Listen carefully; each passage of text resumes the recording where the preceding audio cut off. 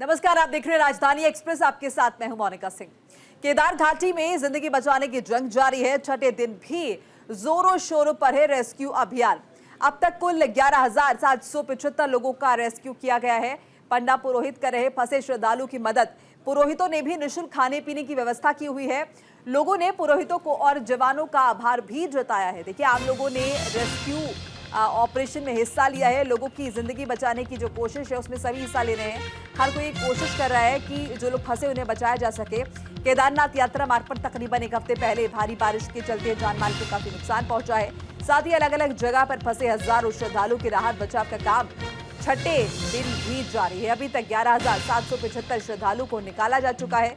केदारनाथ से 274 श्रद्धालु को एयरलिफ्ट किया गया है। वहीं रेस्क्यू और बचाव कर्मियों के साथ ही पंडा पुरोहितों और गांव के आम लोग भी अपना सहयोग दे रहे हैं, मदद कर रहे हैं। केदारनाथ, गुप्तकाशी, सोनप्रयाग में पुरोहितों ने सड़क किनारे श्रद्धालुओं के लिए निःशुल्क खाने पीने और ठहरने की व्यवस्था की है।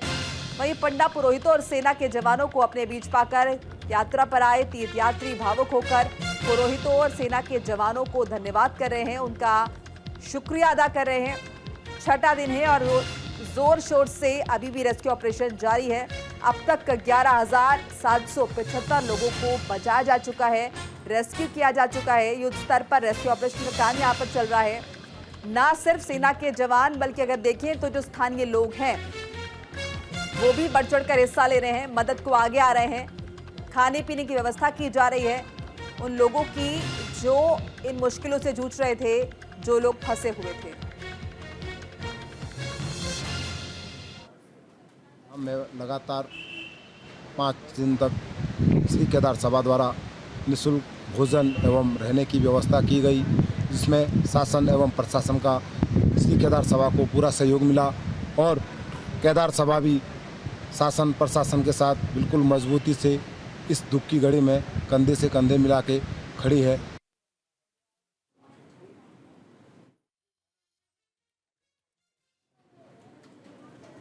और चलिए आगे बढ़ते हैं और आप मुख्यमंत्री पुष्कर सिंह धामी का रुद्रप्रयाग दौरा।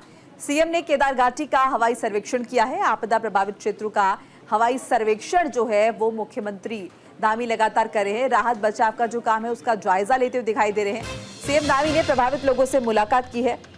हमारी सरकार की प्राथमिकता लोगों की सुरक्षा है, ये मुख्यमंत्री पुष्कर सिंह धामी की तरफ से साफ कर दिया गया है। रुद्रप्रयाग दौरे पर है सीएम धामी और जिस तरह से उन्होंने प्रभावित केदार घाटी का हवाई निरीक्षण किया है। मुख्यमंत्री पैदल यात्रा को संचालित करने समेत अन्य बिंदुओं पर भी अधिकारियों के साथ समीक्षा करते हुए दिखाई दिए। मुख्यमंत्री केदार घाटी में जिस तरह से सड़कें क्षतिग्रस्त हुई हैं, जो दूसरे रास्ते हैं वो क्षतिग्रस्त हुए हैं, उनका उन्होंने जायजा लिया। इसके साथ ही साथ जो नुकसान हुआ है और पुनर्निर्माण की योजना की समीक्षा भी उन्होंने की। सीएम धामी ने GMVN अतिथि गृह पहुंचकर स्थानीय जनता से मुलाकात की, उनकी समस्याएं सुनी। इसके बाद मुख्यमंत्री ने संबंधित अधिकारियों की समस्याएं जल्द सुलझाने के निर्देश दिए हैं। सीएम धामी ने कहा कि हमारी सरकार के लिए हर यात्री और स्थानीय लोगों की जो सुरक्षा है वो प्राथमिकता है, वही हमारी प्रायोरिटी है। देखिए, जो आपदा आई थी बहुत बड़ी आपदा थी और जिससे काफ़ी बड़ा नुकसान इस क्षेत्र में हुआ है। लगभग 29 स्थानों पर, छोटे बड़े स्थानों को लगा दिया जाए तो 29 जगह पर सड़क मार्ग कट हुआ है और भूस्खलन की चपेट में आया है। 2 स्थानों पर पुल भी और तमाम जो सरकारी संपत्तियां हैं उसका भी नुकसान हुआ है, कटाव बहुत हुआ है। बिजली की लाइनें क्षतिग्रस्त हुई हैं, पेयजल की लाइनें क्षतिग्रस्त हुई हैं, दूर संचार सेवाएं भी कुछ समय बाधित रही हैं। लेकिन सभी लोगों ने मिलकर, यहाँ पर आपदा प्रबंधन विभाग के लोगों ने, हमारे जिला प्रशासन के लोगों ने, NDRF, SDRF, अनेक संस्थाएं, हमारे सभी जनप्रतिनिधिगण, धार्मिक संगठनों के लोग, सामाजिक संगठनों के लोग, हमारे प्रधानगण, पंचायत के प्रतिनिधि, पंडा समाज के लोग, तीर्थ पुरोहित, सब ने आगे आकर इस मुश्किल समय में तेज़ी से इस अभियान में सभी को मदद करने का काम किया है, बचाने का काम किया है, राहत पहुंचाने का काम किया है। राज्य सरकार ने भी और केंद्र सरकार ने भी लगातार इस पर अपना ध्यान पूरी तरह से केंद्रित किया। उसका परिणाम हुआ कि रेस्क्यू अभियान लगभग पूरा हो चुका है। उत्तराखंड में फिर आफत बन सकती है बारिश। मौसम विभाग ने अलर्ट जारी किया है। प्रदेश में सभी जिलों में बारिश का अलर्ट जारी हुआ है। चमोली और बागेश्वर में ऑरेंज अलर्ट जारी हुआ है। इसके अलावा देहरादून, रुद्रप्रयाग, टिहरी, पौड़ी में येलो अलर्ट जारी हुआ है। लोगों से लगातार अपील की जा रही है, नदियों से दूर रहें। कई दिनों से देवभूमि में बरस रही है आफत। देवभूमि उत्तराखंड के लोगों को बारिश से राहत मिलने की उम्मीद नजर नहीं आ रही। राज्य में एक बार फिर से आसमान से आफत बरस सकती है। मौसम विभाग ने एक बार फिर से भारी बारिश का अलर्ट जारी किया है। मौसम विभाग ने आज के लिए येलो अलर्ट जारी किया है, जिसमें उत्तरकाशी, चमोली, पिथौरागढ़, रुद्रप्रयाग, टिहरी, देहरादून, बागेश्वर, अल्मोड़ा, चंपावत और नैनीताल की अधिकांश जगहों पर भारी बारिश की संभावना है। इस दौरान पहाड़ की यात्रा करने वाले लोगों से विशेष सावधानी बरतने की अपील प्रशासन की तरफ से की जा रही है।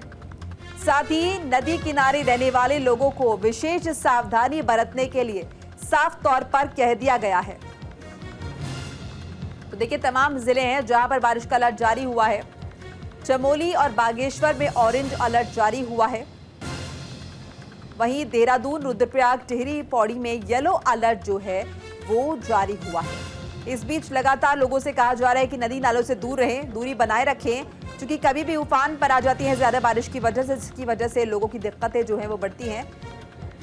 और देखिए, कई जगह ऐसी स्थितियां बनी है उत्तराखंड में, जिसकी वजह से रेस्क्यू ऑपरेशन किया जा रहा है। प्रशासन की तरफ से लोगों को बचाने की कोशिश की जा रही। मुख्यमंत्री पुष्कर सिंह धामी जो है लगातार जायजा ले रहे हैं। ऐसे में मौसम विभाग का अलर्ट जारी हुआ है और इसके साथ ही साथ तमाम एडवाइजरी जो है वो जारी की गई हैं, गाइडलाइंस जारी हुई हैं और लोगों से एहतियात बरतने की अपील जो है वो की जा रही है। तो देखिए, फिर आफत बन सकती है बारिश, ये कहा जा रहा है। उत्तराखंड में आज मौसम की मार है। मौसम विभाग ने कई जिलों के लिए अलर्ट जारी किया है। देहरादून समेत 3 जिलों में भारी बारिश होगी, ये मौसम विभाग की तरफ से कहा गया है। भारी बारिश से लगातार हो रहे हैं लैंडस्लाइड। मौसम विभाग ने जारी किया है येलो अलर्ट। कुल 8 जिलों में बरसेगा पानी, मौसम विभाग की तरफ से कहा गया है। चमोली और बागेश्वर में ऑरेंज अलर्ट जारी हुआ है। देहरादून, रुद्रप्रयाग, नैनीताल में अलर्ट जारी हुआ है। टिहरी, पौड़ी, पिथौरागढ़ में बारिश की संभावना जाहिर की जा रही है। वहीं चंपावत और उधम सिंह में भी बारिश की संभावना जाहिर की जा रही है। मौसम विभाग ने सावधानी बरतने की अपील लगातार आम लोगों से की है। और देखिए, बारिश के चलते नदी नाले उफान पर हैं। ऐसे में लोगों से कहा गया है कि सतर्कता बरतें और नदी नालों के नज़दीक ना जाएं। नदियों के पास नहीं जाने की अपील भी की है, क्योंकि अक्सर देखा जाता है कि लोग नदी नालों के तक नज़दीक जाते हैं और अगर ज़्यादा बारिश हो उसकी वजह से आपका जल स्तर जो है बढ़ा हुआ नज़र आता है और किसी भी तरह की दुर्घटना होने की आशंका रहती है, उम्मीद रहती है। इसलिए पहले ही कह दिया गया है कि आप जो है कहीं ना कहीं सतर्कता बरतें और हिदायत बरतें और सुरक्षित रहें।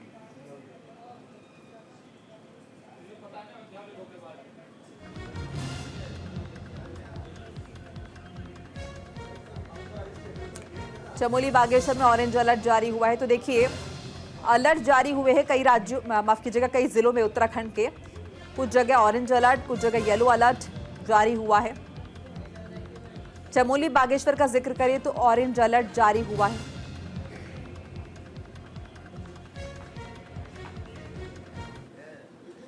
आगे बढ़ते हैं, बीजेपी ये चला रही है बजट पर चर्चा कार्यक्रम। हरिद्वार में हुआ कार्यक्रम का आयोजन। सांसद त्रिवेंद्र सिंह रावत ने इस दौरान हिस्सा लिया है। कई व्यापारी और उद्यमी भी मौजूद रहे। त्रिवेंद्र सिंह रावत ने बजट पर जानकारी साझा की है। संसद में बजट पेश होने के बाद भाजपा बजट पर चर्चा कार्यक्रम चला रही है। हरिद्वार में सांसद त्रिवेंद्र सिंह रावत ने बजट पर चर्चा कार्यक्रम में शिरकत की। इस दौरान व्यापारियों और उद्यमियों के साथ चर्चा की गई। उन्हें बजट के कई महत्वपूर्ण प्रावधानों के बारे में इत्तला किया गया, जानकारी साझा की गई। त्रिवेंद्र सिंह यादव ने भी जानकारी साझा की है। बीजेपी जो है बजट पर चर्चा कार्यक्रम चला रही है।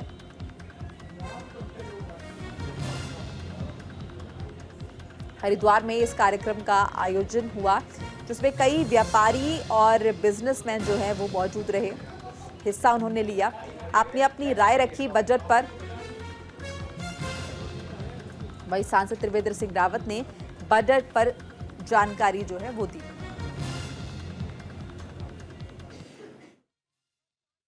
तबके का ध्यान रखा गया है, हर वर्ग का ध्यान रखा गया है, हर राज्य का ध्यान रखा गया है।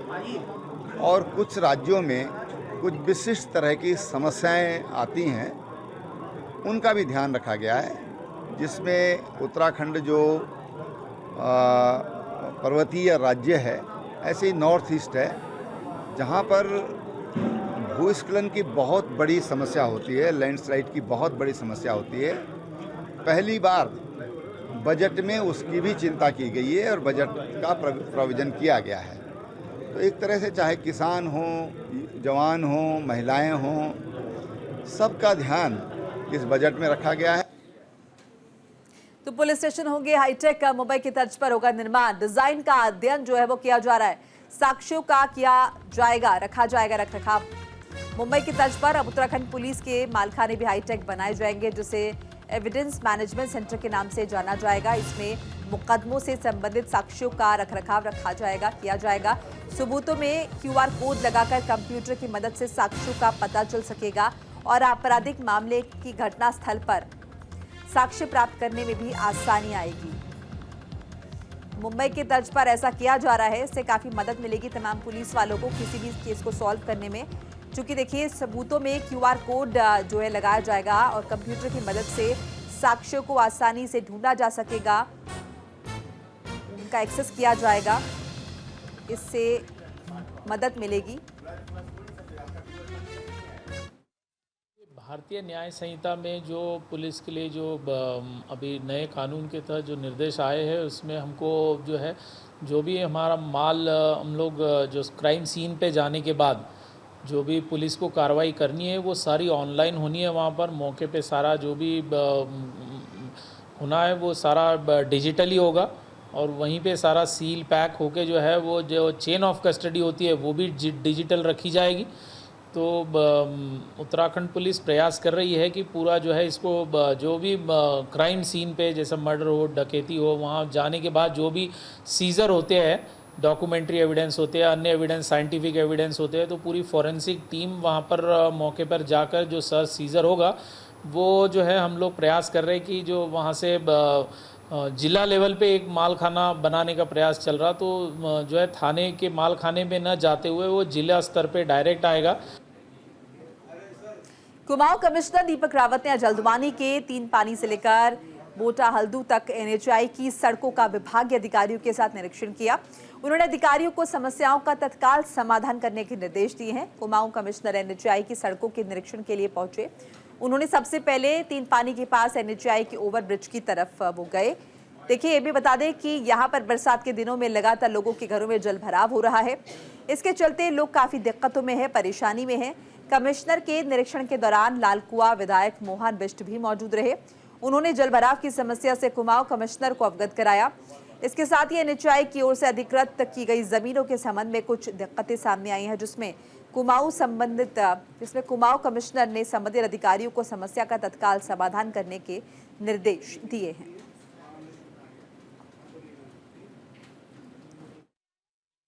विधायक जी ने भी कुछ क्षेत्र यहाँ पे दिखाए हैं, वो काफ़ी दिनों से दिखवाना चाह रहे थे। तो एक तो जो ROB बन रहा है NH का, उसमें ये इशू है कि ROB बनने से अब क्योंकि बहुत सारा पानी एक जगह पे आ रहा है, जिससे लोगों ने बताया कि वो जल की निकासी नहीं हो पा रही। तो उसमें 2-3 स्ट्रैटेजी पे हम काम कर रहे हैं। एक तो जल निगम से हम कहेंगे कि वहाँ पे जहाँ सम्प्स बनाने की अगर अवेलेबिलिटी है, सम्प बनाने की पॉसिबिलिटी यहाँ पे है, तो वहाँ पे सम्प्स बना के इस पानी को हम निकाल दें।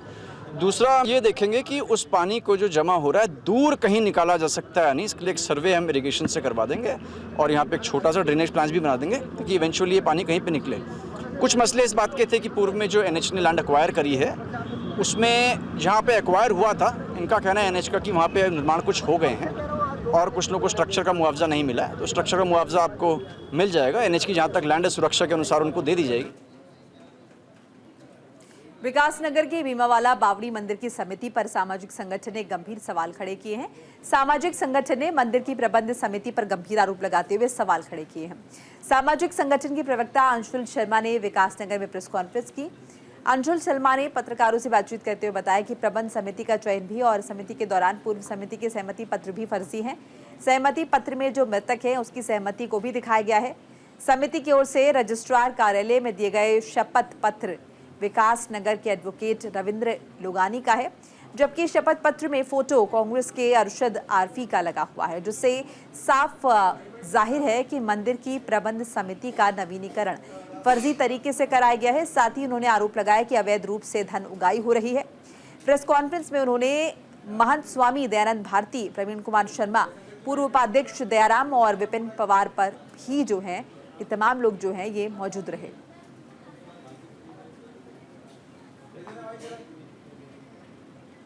हरिद्वार में इंडस्ट्रियल एरिया में एक केमिकल फैक्ट्री में अचानक भीषण आग लग गई। केमिकल फैक्ट्री में आग लगते ही लोगों में हड़कंप मच गया। देखते ही देखते आग ने विकराल रूप ले लिया। स्थानीय लोगों ने आग लगने की सूचना दमकल विभाग को दी। सूचना पाकर मौके पर पहुंचे दमकल कर्मी आग बुझाने में जुट गए हैं। मौके पर दमकल की तकरीबन 10 से 12 गाड़ियां आग पर काबू पाने की कोशिश में लगी हुई हैं। फैक्ट्री मौजूद कर्मियों को सुरक्षित बाहर निकाल लिया गया है। राहत कार्य को 60% से ज्यादा पूरा कर लिया गया है। जल्द ही आग पर पूरी तरह से काबू कर लिया जाएगा। वहीं अभी तक आग लगने की वजह का पता नहीं चल पाया है। फैक्ट्री के आसपास के भवन और गोदाम से आनन फानन में सामान निकालकर बाहर फेंका जा रहा है। केमिकल फैक्ट्री के बगल के भवन में आग बुरी तरह से फैल गई है। मौके पर अभी भी राहत बचाव का काम जारी है। तस्वीरें आपको दिखा रहे हैं किस तरह से केमिकल फैक्ट्री में ये आगजनी हुई। धुएं का गुब्बारा आप देख सकते हैं और आग की लपटें कितनी ऊपर तक उठ रही हैं। जिसके बाद आनन फानन में फायर ब्रिगेड की टीम यहां पर पहुंची और आग बुझाने की कोशिशों में जुट गई।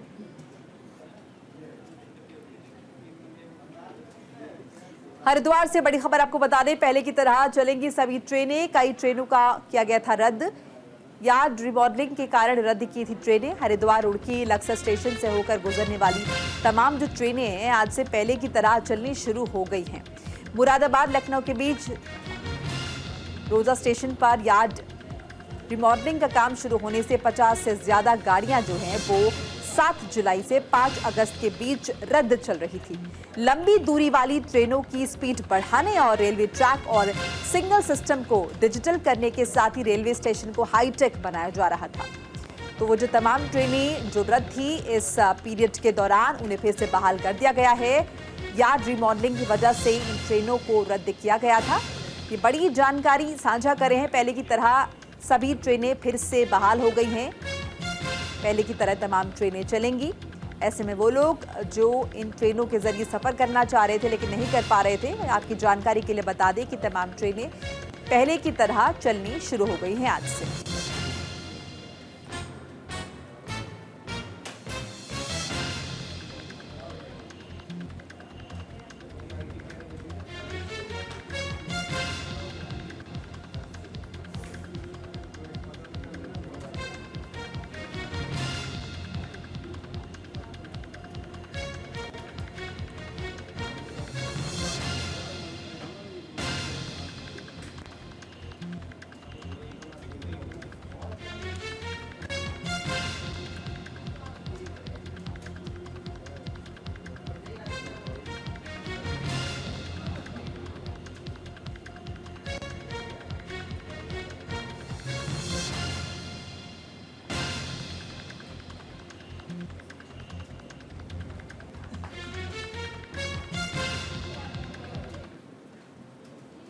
बागेश्वर में विशेष सत्र न्यायाधीश नरेंद्र दत्त ने चरस तस्करी के 2 आरोपियों को 20-20 साल की कठोर कारावास की सजा सुनाई है।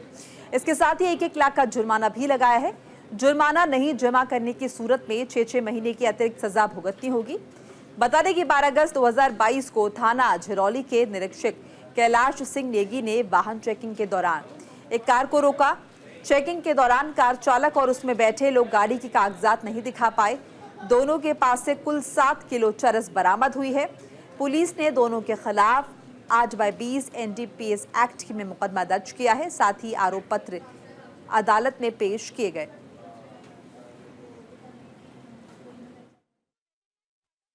तो इसमें एफआईआर नंबर 7/22 में जो है माननीय विशेष सत्र न्यायाधीश महोदय बागेश्वर श्रीमान नरेंद्र दत्त जी द्वारा आज 2 अभियुक्तगणों को धारा 8/20/60 NDPS एक्ट के तहत जो है 20 साल की सज़ा, 1-1 लाख रुपये जुर्माना और 1-1 लाख रुपये जुर्माने की धनराशि अदा न करने पर 6 माह का अतिरिक्त कारावास की सज़ा सुनाई है।